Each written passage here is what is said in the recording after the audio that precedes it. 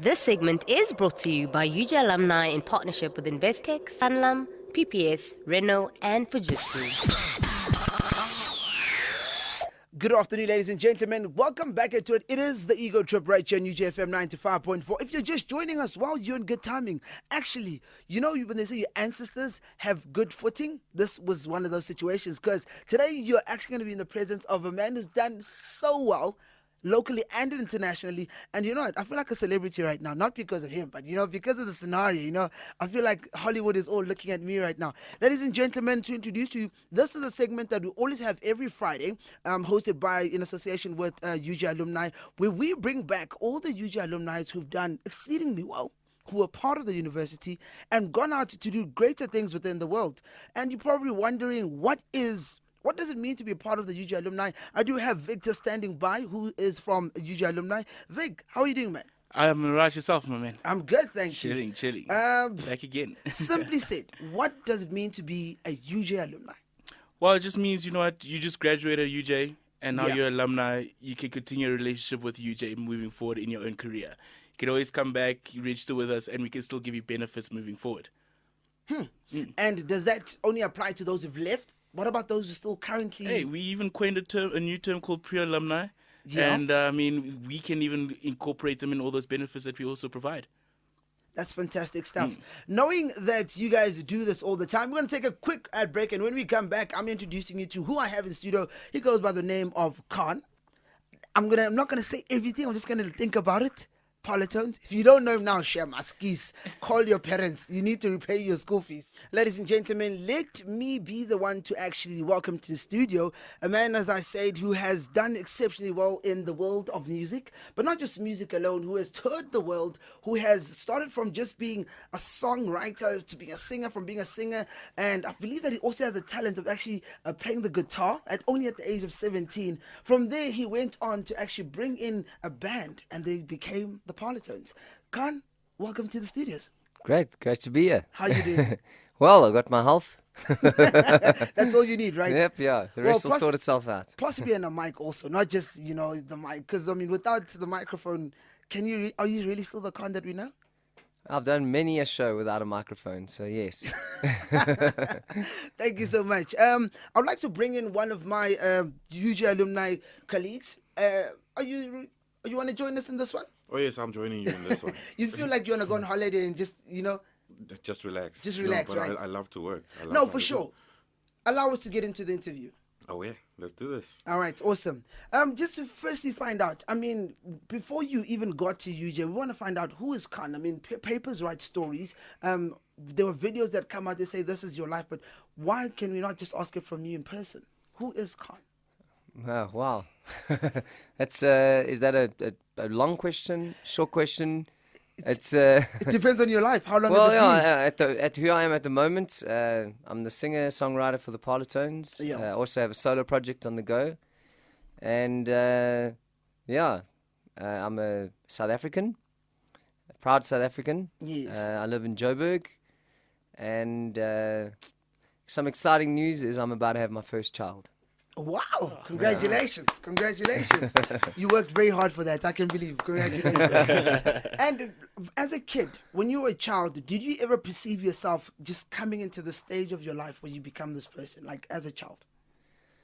Well, as a child, I loved performing. I was always in plays and those kind of things. So I was always involved in some sort of theatre or drama. I loved singing.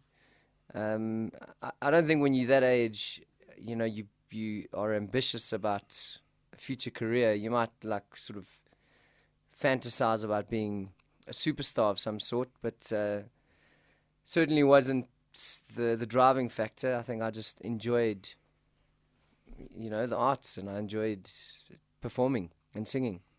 Interesting. And finding out, which year were you actually at UJ? Like, which year did you enroll? At that time, obviously, it wasn't UJ. Yes, I graduated in 98. Graduated in 96 to 98. 96. And what did you study? BA Communications. and you decided to do another level of communications of itself. No, I'm still communicating. Took it to a whole new level. Yeah. Interesting.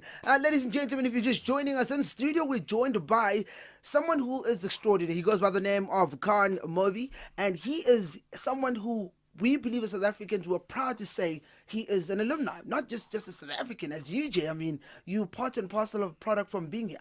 And I think one of the things that I've have to ask for you as a UJ alumni, and I know that's not part of the script. Hopefully, they didn't tell you about the script because there's no scripture. Here we talk like one question. Did you have a girlfriend or are you still a DJ? Did I have a girlfriend? I'm sure I did, yes. You sure you did? Yeah. Okay. No, Long time ago, at least you've got that out of the way. We Yeah. don't want anyone calling to say, "Oh no, what about me?" I'd like to allow the gentlemen to jump into studio. Probably if they have questions they have for. Yeah. While you were studying at UJ, as you said, 96 to 98, what was your defining moment while you were studying?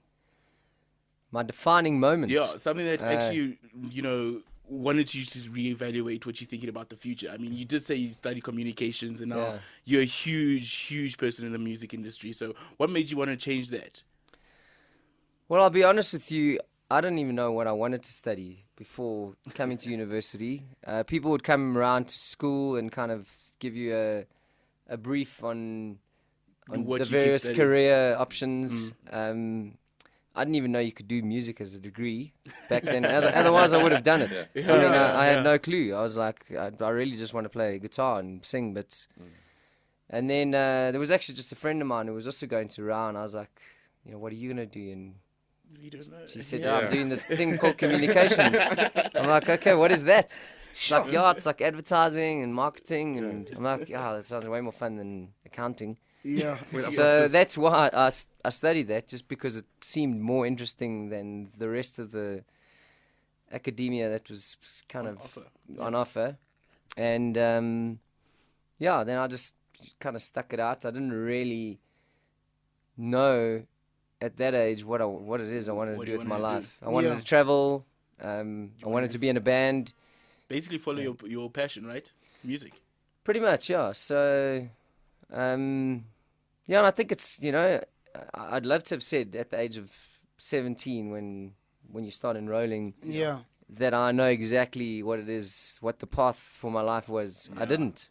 So, I studied the thing that I guess would have interested me the most at the time. Out of all the And it seemed kind of broad enough to encapsulate interesting aspects in business. But you know what's the interesting thing? Sometimes you go to varsity and you get this experience that is not really tailor-made. I think if I'd ask in a personal capacity, what was the one moment you felt like, you know what, I'm leaving varsity? Did you have that moment where you feel like you were broken down? That one moment that you can remember? No, not really. I think in hindsight, I probably should have studied. Well, not really, because I'm not unsatisfied with where I am. But I often feel, in the field of academia, there's a lot of frivolous stuff. Yeah. That's not focused enough. But the problem is, there's a lot of frivolous stuff because when you're entering that phase of your life, you have no idea what it is you want to become. Yeah. Definitely. So if you want a defined path, then you need to study stuff like law and accounting, medicine. True. Because you go study a degree, you do your articles or your practical experience or whatever it is, you become the doctor or the accountant or the lawyer, then that's your life. It's all in a box. Pretty much, yeah. And then those skills help you if you want to start a business and so on and so forth. But if you don't know, there's a lot of this vague stuff going on in the background. Yeah, that is not really going to give you a career. It's just going to give you some, I don't know, some interesting facts. Just textbook theory. Yeah, and look, I'll never discredit a degree. I think completing anything is good for you. Nothing's lost. I'd never used my degree per se, but I certainly learned stuff that I'm certain that I've applied. Moving forward. Throughout my life, so nothing's lost. Yeah. I think like taking gap years and doing nothing. I not even that. There's a good saying: time wasted having fun is not time wasted. So Yeah, I think it's. I don't know where I'm going with this. Talking in circles. But, All right, I've forgotten what your question was. Let me save you. Let me save you. Ladies and gentlemen, if you just joined us, in studio we're hanging out with Kahn Morbee, who's actually coming back to South Africa. He's going to be releasing his own album. He's currently working on it. And the biggest thing is he's coming out alone. This time there's no one else behind him. If you don't know who are the Parlotones, where have you been? I'm sure you've been, yeah, I won't say that, but you've been hiding somewhere. I've been studying, hopefully. Yeah, hopefully. Yeah, no, guys, hopefully. Let's start it off right here. This is a song that is featured in an album released in the year 2007. I'd like the man himself to introduce it. It's called Disappear Without a Trace. Hello. In studio and finding out at the moment where he was thinking of a band. He had to be inspired by a band. What was your music of choice at that very point? Yeah, I think the bands that inspired me to want to be in a band. Yeah. Bands like The Cure, The Smiths, Radiohead. Yeah. Obviously the Beatles. It's a course. cliche, but they started it all. In Excess was another one. So yeah, those are the bands that made me want to be in a band. But I mean, I think my journey into music extends way beyond just those bands. I think I fell in love with songs as opposed to just a specific style of music. So you were just like, I'm going to write it, whatever people name it, we're going to say, okay, cool, we're a rock band. Yeah. Because, I mean, even now you guys are still stuck between being a pop and a rock band. People Sure. not sure which genre should they place you in. Do you know any particular genre that you can say, this is definitely us? Well, I think we're a guitar band that serves the song. So whatever style or treatment sonically the song requires, that's what we'll be true to. Song is king. We're just there to kind of, and look, by default, because our instrument of choice, or the instrument we grew up playing, is guitar. Yeah. I guess it has more of a rock leaning. Yeah. But we've always tried to create songs that will appeal to a large amount of people, and by default that kind of gets branded with the pop kind of sentiment. Yeah. Yeah, and melody. We've always kind of centered most of our songs around melody. So Yo, that's me, guys. By the way, that's Yeah. me. Just I'm sure. Vic? Yeah, 12 years in the music industry, started in 99. 2 summers in 06, one in 06 and one in 07, one for Radio Control Robot, Stardust Galaxy, that was another big one. So just tell me, how did that journey happen, from the early beginnings of 99 to today? Well, if we had another 3 hours, I'd Look, give you the... just to overview, some of the big things that you guys can just talk about, some of the big things that you guys have achieved internationally and locally. Yeah, so I've started the band in the last year of my studies. We just practiced. We entered Battle of the Bands. We gigged wherever we could. Eventually started gigging around the country. All that time we were all juggling day jobs. So we'd literally get home from a show in Bloem at 5 in the morning, shower, go to work. And that was kind of our life for quite a while. And then we eventually all had various kind of jobs, and then eventually took the plunge to just focus on music full time, which meant big cuts in our salaries. Yeah. And then then from there we kind of saved up money to tour abroad, carried on touring abroad, carried on touring here. Some of the highlights were I think being the first and only band to date to play and sell out the Dome, which is a 20,000 seater. Yeah, which that's just it was an awesome experience. The World Cup, performing at the World Cup was amazing. Actually. And I think, and there was another thing that we did called Dragonflies and Astronauts, where it was a theatrical production with dances and it was like the whole storyline that unfolded with us playing on stage, and that was broadcast in 3D to various places in the world. So yeah, those are, I think, the highlights. But I think that the main highlight is what we set out to do, and that's a career in music. But I think to just ramble things up here a bit. I mean, considering that, yes, everything varsity came about, you guys decided, okay, we're going to go music and whatnot. Where were your parents in all of this whole journey? Well, I was raised by my gran.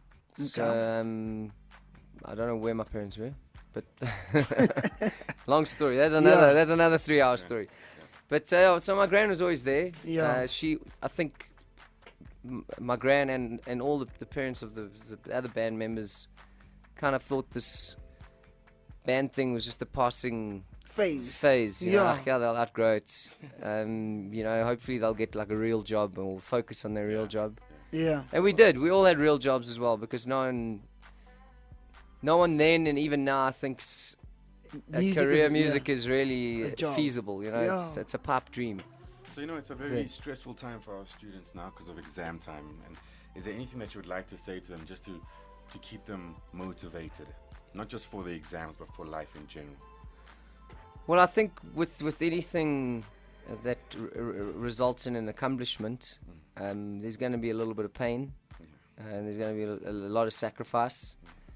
But the results are the reward, and you may not see the value in the results now. You know, you may not even see them in the near future. But ultimately, if you set your mind to something, completing it speaks volumes. And I think if you approach anything in your life with the purpose of completing it, you know, you'll achieve good things. Wise words. Yeah, Very definitely. wise words, yeah. Very wise. I think before wrapping everything up, the second last question I probably have for you from this side is that, considering that you guys have sold out 300 shows to date, world tour, when you guys over 18 months, a part of that, did you guys encounter any sense of, I guess, this is unreal? It won't, like, is this really us? Gig after gig, show after show, night after night, feel like, you know what, we're living a dream, or this is just a dream? A bit of both. I think, you know, you remind yourself, because look, it's not always a walk in the park. Yeah. It's a lot of hard work. It's a lot of no sleep, a lot of travel, a lot of sacrifice away from family, friends, loved ones. So I think we constantly remind ourselves, you know, when it gets a little bit tough, that we're getting to experience one of the best jobs in the world. Yeah. And often when you're in it, you're so busy in it that you don't take the time out to actually appreciate it and enjoy it. It's often on reflection that you go, wow, shit, You did actually that.